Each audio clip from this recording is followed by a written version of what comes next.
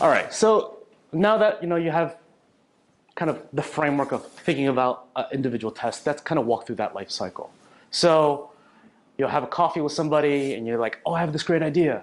You can put it on a napkin, right? And so that's the idea part, right? And nothing much, right? You're just kind of saying, I want to put down this idea and capture it somewhere. It could be a spreadsheet, whatever.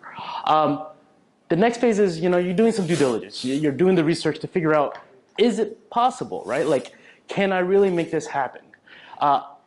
Is it feasible, right? That's basically what you're trying to figure out. And also, what am I measuring? Like, what is that metric? What's that objective that I'm measuring for? Once you kind of figure that out, and that's kind of basically your requirements gathering phase, right? Like, then you go into in development.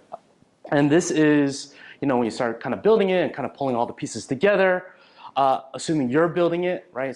Because of your product managers, you're probably not like your engineers, right? And for the people that are building it themselves, highly recommend code review, right? Get your engineers, pull them aside and say, hey, can you please look at my code, right? There's no shame in that. It makes you a better developer.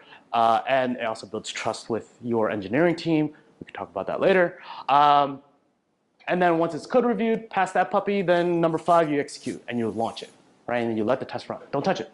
Just let it go. It will run once it's hit conclusion and it's reached statistical significance. You say, hey, I have a winner, or I don't have a winner. But you have some kind of conclusion,